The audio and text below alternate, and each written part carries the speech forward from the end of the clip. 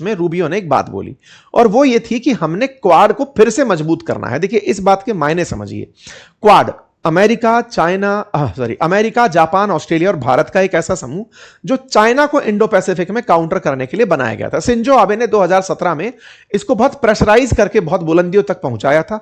तर्क उनका यही था कि भाई अल्टीमेटली जिस तरह से चाइना लगातार इंडो पैसिफिक में प्रसार करता चला जा रहा है, अगर अमेरिका ने अपने हितों का और जापान, ऑस्ट्रेलिया और भारत ने अपने हितों का ख्याल नहीं रखा तो आने वाला सिचुएशन समय थोड़ा खराब हो सकता है। बस इसी तर्ज पर क्वाड का गठन हुआ और अमेरिका ने भारत को साथ में लिया। लेकिन बीते कुछ समय से क्वाड हाशिए पर चल रहा है। कारण क्या था? भारत का ब्रिक्स के समीप पहुंचना। भारत ब्रिक्स का संस्थापक सदस्य रहा है और ब्रिक्स के ऊपर अमेरिका हमेशा आरोप लगाता रहा है कि ये डी डॉलराइजेशन करना चाहते हैं, ब्रिक्स की करेंसी बनाना चाहते हैं। ब्रिक्स में Brazil, Russia, India, China, south Africa शामिल हैं। तो ऐसे में आरसीआई गठबंधन यानी रशिया, चाइना, इंडिया गठबंधन सबसे पावरफुल लोगों का समूह है। ये लोग ब्रिक्स में रहकर अमेरिका को बाईपास करना चाहते हैं। इनका मत है कि अमेरिका को टक्कर कैसे दी जा सके। इस ब्रिक्स के दबाव के चलते अमेरिका ने क्वाड को वैल्यू देना बंद कर दिया था। भारत ब्रिक्स में भी है और क्वाड में भी है। यह स्थिति भारत को हमेशा मध्य में लटका के रखती है कि चलो भाई अब ब्रिक्स वाले खींच रहे हैं और अब क्वाड वाले खींच रहे हैं। लेकिन अमेरिका ने स्पष्ट किया कि वो क्वाड को मजबूत करना चाहता है। इससे फिर एक संदेश गया कि क्या ऐसा तो नहीं है कि इस बार ट्रंप जब चाइना जाकर आए तो उन्हें बड़ी निराशा हुई, क्योंकि चाइना के आने के बाद से जिस तरह से अमेरिका के सुर बदले हैं, जिस तरह से अमेरिका चाइना को लेकर के चुप हो गया है, उसके अंदर कोई बयान ही निकल कर नहीं आ रहा है, उससे देखकर यह लगा कि चीन से अमेरिका को कुछ खास मिला नहीं, ना वादा मिला, ना कंपटीशन मिला, कुछ मिला नहीं, वो वहां से वापस हो लिया। ऐसे में इनको लगा कि अब भारत को हमें साधना चाहिए। भारत को नहीं साधा तो चाइना हमारे लिए और मुसीबत खड़ी कर देगा। ट्रंप का चीन जाना, खुद से ही प्रचार करना, चीन का कोई रेस्पॉन्स ना देना, यह अपने आप में दर्शाता है कि अमेरिका को वहां जाकर ह्यूमिलिएशन ज्यादा फील हुआ रादर देन गेन के। और इस समय मार्को रूबियो के इन बयान के मायने भी यही निकल रहे हैं। ये कहते हैं कि इंडो पैसिफिक इलाके में अमेरिका की रणनीति, भारत की बहुत बड़ी भूमिका है और क्वाड में हम मिलकर के समुद्री सुरक्षा, व्यापार, नई तकनीक और चीन के बढ़ते असर जैसे मुद्दों पर एक साथ साथ आएंगे।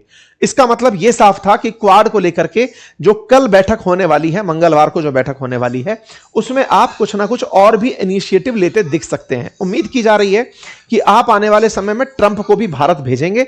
भारत के प्रधानमंत्री को अमेरिका बुलवाने का इनविटेशन दे दिया गया है। सब लोगों का यह मानना था कि अमेरिका खुद की साख पर, क्योंकि वो भारतीयों से नफरत इतना ज्यादा बेच चुके हैं अमेरिका में, तो जब रूबियो से यह पूछा गया तो उन्होंने उन सबको, जो नफरती लोग हैं, उन सबको बेवकूफ करार दे दिया। तो ये सब चीजों का मतलब यह था कि यहां यात्रा करने जब आप आए तब आप अच्छा बनने का प्रयास किए। टेक्निकली आप अच्छा थे नहीं। आप जब अमेरिका में थे तब भी भारतीयों के लिए नफरत थी। आप ही ने लोगों को नफरती बनाया है जो अमेरिका में रहकर भारतीयों से नफरत करते हैं कि ये आपकी नौकरी खा जाते हैं। क्योंकि असल में अमेरिका में जो सबसे ज्यादा पेड लोग हैं, जिनकी तनख्वाह सबसे ज्यादा है, बड़े बड़े पदों पर हैं और जो सबसे ज्यादा टैक्स पे करने वाली फॉरेन डेलीगेट, मतलब विदेशी भूमि से आए हुए लोग हैं, उसमें भारतीय लोगों का बड़ा रोल है। ऐसे में भारतीय लोगों का वहां पर विरोध होता है उन लोगों के द्वारा जो अमेरिकी हैं, जॉब चाहते हैं, लेकिन भारतीयों के कारण जिन्हें जॉब नहीं मिल रहा है। तो ये सारी चीजें यहां पर निकल करके आई थी। इस बीच में भारत के विदेश मंत्री का बयान भी आया। यह असल में ऊर्जा सुरक्षा से जुड़ा हुआ बयान था। हुआ यह कि अमेरिका फर्स्ट है, यह बात जब बार बार हो रही थी तो जयशंकर साहब ने कहा कि अमेरिका के लिए अमेरिका फर्स्ट है, समझ में आता है, लेकिन भारत के लिए भारत फर्स्ट है। भारत को अपने देश में ऊर्जा आवश्यकता की पूर्ति सस्ते दामों पर करनी होगी। भारत किसी एक देश पर निर्भर नहीं रह सकता। हमें डाइवर्सिफिकेशन ऑफ अवर सोर्सेज करना होगा। यह सुनिश्चित करना कि हमें सस्ता तेल कहां से मिलता है, हमारे देश की आवश्यकता की पूर्ति कहां से होती है, यह करना, तय करना हमारी जिम्मेदारी है। इसमें हम बहुत सी जगह पर अमेरिका के साथ अलाइन भी हो सकते हैं और बहुत सी जगह हमारी मत भिन्नताएं भी हो सकती हैं। जयशंकर साहब ने यह भी कहा कि भारत दुनिया में इकलौता ऐसा देश है जिसकी इजराइल के साथ भी अच्छी मित्रता है तो ईरान के साथ भी, जिसकी अमेरिका के साथ भी अच्छी मित्रता है तो रशिया के साथ भी।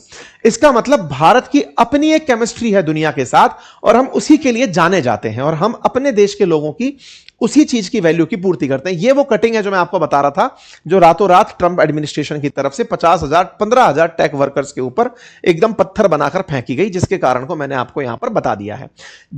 तो इन्होंने अमेरिका और भारत के बारे में पार्टनरशिप के ऊपर बयान देते हुए कहा, एक तो सबसे पुरानी लोकतंत्र और सबसे बड़ा लोकतंत्र एक साथ टेबल पर आकर बैठ रहे हैं।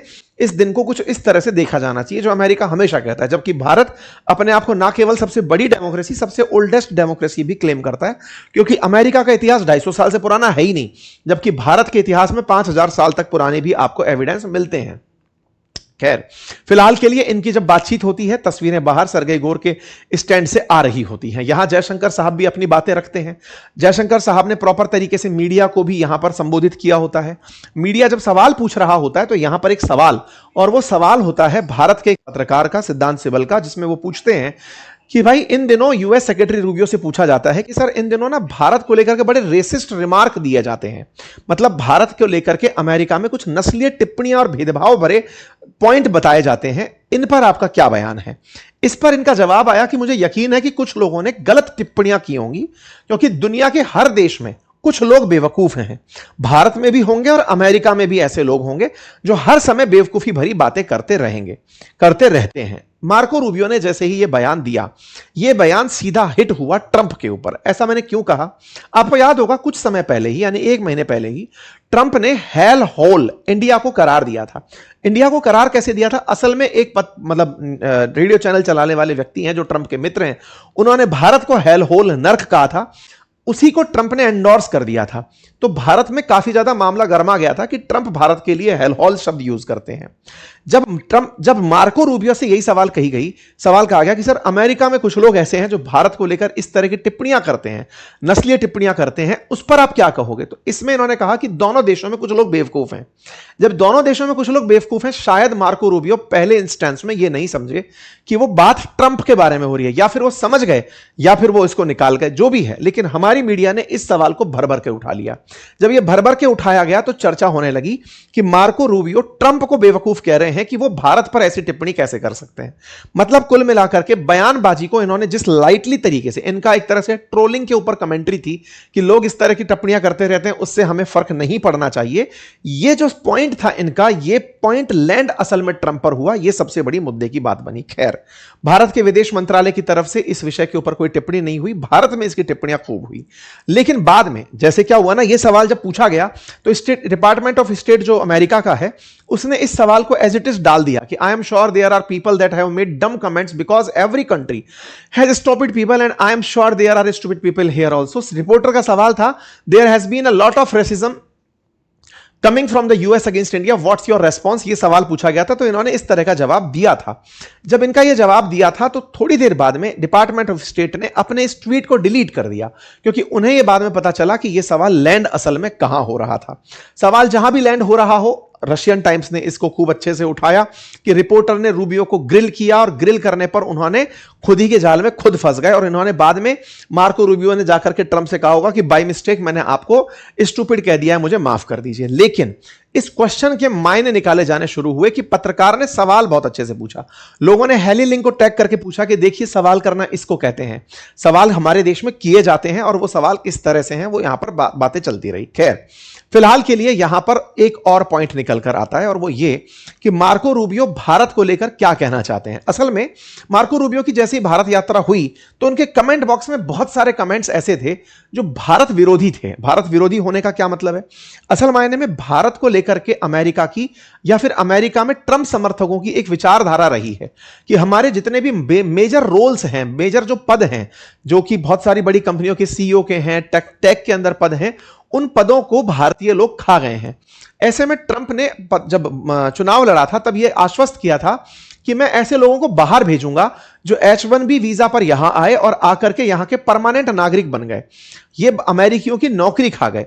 तो मार्को रूबियो जब इंडिया आए ना, तो इनके समर्थकों ने कमेंट में यही कहा कि साहब आपने प्रॉमिस किया था कि इन लोगों को डिपोर्ट करोगे, आपने अब तक नहीं किया। इसके चलते ही ट्रंप एडमिनिस्ट्रेशन ने कल के दिन ही एक मैसेज डाल दिया, और वो ये था कि जो भी H1B वीजा को दोबारा रिन्यू कराने के लिए अमेरिका में ही बैठे लोग हैं वो तुरंत देश छोड़ दें। ये इसलिए क्योंकि अमेरिका में रूबियो की यात्रा के बाद बहुत ज्यादा आउटरीच पैदा हो गया है कि जिन लोगों को आप निकालने की कह रहे थे, जो लोग हमारी नौकरियां खा के बैठे हैं, आपने उन्हीं देश की यात्रा कर ली और वहां पर आप उनके गुण गा रहे हैं कि नहीं आप लोग बहुत अच्छे हैं। बोले ऐसे में आप जो वादा किए थे वो नहीं निभा रहे हो। इसलिए ट्रंप एडमिनिस्ट्रेशन ने कल एक तहलका मचा दिया कि H1B वीजा की वेटिंग में बैठे लोग वापस निकल जाएं। भारत के लोग जो वहां पर नौकरी कर रहे हैं, इसको लेकर इलॉन मस्क और ट्रंप पहले भी आमने सामने हो चुके हैं। ट्रंप पहले भी डिपोर्ट करने की प्रक्रिया शुरू किए थे, आपको याद होगा। जैसे ही सत्ता में आए थे, बेड़ियों में बांध बांध करके जो लोग वहां पर डंकी रूट से पहुंचे थे उन्हें देश में भेजा जा रहा था। अवैध प्रवासी जो थे उन्हें निकाला जा रहा था अमेरिका में। अब वो पूरा मामला ठंडा पड़ चुका है, क्योंकि इलॉन मस्क और तमाम ऐसे लोग जो कि अमेरिका में लोग हैं, उन्हें यह समझ में आया कि जो भी भारतीय या विदेशी जहां आ चुके हैं, असल में अमेरिका को उनकी जरूरत है, चाहे सस्ते कामगार के रूप में हो, चाहे टैलेंटेड कामगार के रूप में हो, हर तरह से।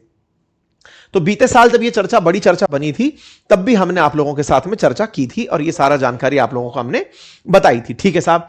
इसी बीच में इन्होंने भारत अमेरिकी रिश्तों को लेकर के भी बहुत पॉजिटिव होने की बात कही और कहा कि भारत व्यापार, रक्षा, टेक्नोलॉजी, सेमीकंडक्टर, आर्टिफिशियल इंटेलिजेंस, ऊर्जा, अंतरिक्ष, तमाम क्षेत्रों के अंदर मिलकर के अमेरिका के साथ काम करेगा। ये सारी बातें आपने अपनी तरफ से की। ठीक है। इनसे जब ईरान के बारे में पूछा तो इन्होंने यही कहा कि ईरान जिस तरह से कमर्शियल वेसल्स को थ्रेटन कर रहा है इंटरनेशनल वाटरवे में, वो ठीक नहीं है। ईरान के साथ किसी भी समय पर समझौता हो सकता है। हमने जो ऑब्जेक्टिव लिया था ईरान पर हमला करने का, वो पूरा हो गया है। हमारे ऑब्जेक्टिव में था कि हम इनकी नेवी खत्म करें, हम इनकी बैलिस्टिक मिसाइल लॉन्च करने की कैपेसिटी नष्ट करें और इनके डिफेंस इंडस्ट्री बेसिस को नष्ट करें। हम उसमें कामयाब हुए हैं और आने वाले समय में हम उन्हें यूरेनियम तो नहीं रखने देंगे और रास्ता खुलवा कर मानेंगे। यह जानकारी इन्होंने ईरान पर दी। असल में इन दिनों एक मीडिया में रिपोर्ट बहुत दिन से चल रही है कि पाकिस्तान की मध्यस्थता से अमेरिका और ईरान के बीच में किसी भी क्षण समझौता हो सकता है। यह न्यूज लंबे समय से तैर रही है, पिछले 4-5 दिन हो चुके हैं जब से आसिम मुनीर की यात्रा हुई है, वहां से ईरान गए हैं वो। उससे पहले उन्होंने अपने साले को भेजा हुआ था, मोहसिन नकवी को। तो उनकी यात्राओं की वजह से ना ये न्यूज चल रही है कि ईरान के साथ कभी भी समझौता हो सकता है, कभी भी समझौता हो सकता है। ईरान अड़ा हुआ है कि मैं एनरिच्ड यूरेनियम तो नहीं पकड़ाऊंगा, बाकी समझौता करना चाहो या मत करो। ट्रंप अड़े हुए हैं कि यूरेनियम नहीं दिया तो समझौता नहीं होगा। तो ये कुछ इस प्रकार की व्यवस्था बनी हुई है। खैर, इस बीच में आपकी मुलाकात हमारे एनएसए डोभाल साहब से भी होती है। शाम को कार्यक्रम आयोजित होता है, जिस कार्यक्रम के अंदर भारत के विदेश मंत्री भी शरीक करते हैं। ये इनका इंडिपेंडेंस डे का 250वां सालगिरह था। यहां पे सरगई गोर जो विदेश मंत्री हैं, सरगई गोर जो भारत में राजदूत हैं, ये असल में ट्रंप के मित्र कहे जाते हैं। मैंने पहले भी आपको बताया था कि ट्रंप के चुनाव कैंपेन को इन्होंने लीड किया था। इन्होंने बहुत सारे लोगों को चुनाव प्रबंधन में, मतलब इनका तगड़ा रोल रहा है। तो ट्रंप ने इन्हें भारत विशेष मकसद से भेजा है। तो सरगई गोर ने तुरंत ट्रंप को फोन मिला दिया, मीडिया के सामने ट्रंप को फोन मिलाया और ट्रंप ने फोन में आते ही यह कहा कि भारत जब भी चाहे अमेरिका और वह खुद उसके साथ खड़े रहेंगे। साथ में इन्होंने यह कहा कि मैं पीएम मोदी का बहुत बड़ा फैन हूं, भारत मुझ पर 100% भरोसा कर सकता है। अगर उन्हें कभी मदद की जरूरत पड़े तो उन्हें पता है कि वो कहां फोन करें, वे यहीं फोन करते हैं। यह बात इन्होंने कही। मतलब एक प्रकार से ट्रंप भारत को लेकर के, प्रधानमंत्री मोदी को लेकर के टेलीफोन पर जब बयान दिए तो इसके कई मायने निकाले गए। मायना यह था कि मैं एक अच्छा मित्र हूं ट्रंप मोदी का, वो मुझको जब चाहे फोन कर सकते हैं, मैं यहां हूं। वो मित्रता जिस तरह की पाकिस्तान से भी क्लेम करते हैं, तो भारतीयों में उसको लेकर कोई खासा क्रेज नहीं हुआ। लेकिन एक चीज जो भारत ने अपने कर्तव्य से स्पष्ट कर दी, और वो ये कि भारत में मार्को रूबियो की यात्रा को कोई बहुत बड़ा इवेंट नहीं मनाया गया। जस्ट लाइक पाकिस्तान, जो पाकिस्तान इस इवेंट को बहुत बड़ा चढ़ाकर दिखाता था, हमने इसको नहीं दिखाया। ट्रंप का कॉल भी आया, लेकिन इस कॉल को हमने जस्ट एन अनदर कॉल मान लिया। यानी कि ट्रंप की मार्को रूबियो से बात होना, ट्रंप ने मार्को रूबियो के बारे में बताना, सरगई गोर के बारे में बताना, ये सब हमारे लिए एज एन एडिशनल इवेंट के रूप में कंसीडर हुए। भारत इन दोनों को बहुत ही अलग तरीके से हैंडल करने में, मीडिया प्रबंधन करने में कामयाब रह गया। भारत ने इनकी मीटिंग को इतना बढ़ा चढ़ाकर नहीं दिखाया कि पता चल रहा है इनको रिसीव करने के लिए भारत का कोई टॉप डिप्लोमेट जा रहा है, विदेश मंत्री को विदेश मंत्री रिसीव करने जा रहे हैं। हमने मतलब जिस तरह से इनका ठंडा स्वागत किया, वो पाकिस्तान तक की चर्चा बन रहा है। क्यों? क्योंकि इन दिनों पाकिस्तान प्रेम में आ रखे हैं। तो पाकिस्तान प्रेम में आ रखे हैं तो पाकिस्तान ही मुबारक। आप प्रधानमंत्री मोदी से प्यार करते हैं, लेकिन आप आसिम मुनीर और शहबाज शरीफ से भी प्यार करते हैं। तो ऐसे में हम दोनों को समान तो नहीं देख सकते। सही है कि अमेरिका का कोई परमानेंट मित्र और शत्रु नहीं होता, यह बात हम जानते हैं। इस बात को पाकिस्तानियों ने उठाया। पाकिस्तान के कई मीडिया हैंडल्स ने, सोशल मीडिया हैंडल्स ने इसको ऐसे उठाया कि मार्को रूबियो की पाकिस्तान यात्रा हो तो उन्हें लेने के लिए आसिम मुनीर खुद चाहेंगे कि जाएं, मोहसिन नकवी को भेजा जाएगा, इन सब लोगों ने जाकर के उनको रिसीव करना होता है। और भारत ने जिनको भेजा वो भारत के एक प्रोटोकॉल ऑफिसर थे वेस्ट बंगाल के अंदर, अवध सिंघल, जिनको यहां पर रिप्रेजेंटेटिव भारत का बनाकर कोलकाता में जब ये पहुंचे हैं तो इन्हें रिसीव करने पहुंचाया गया है। ऐसे ही जब ये दिल्ली में पहुंचते हैं तो दिल्ली में भी नागराज नायडू कांकुर, जो कि एमईए के अंदर एडिशनल सेक्रेटरी लगे हुए हैं, वो उनको रिसीव करने पहुंचते हैं। ये दर्शाता है कि भारत इनकी यात्रा को कोई बहुत बड़े इवेंट के रूप में नहीं देख रहा।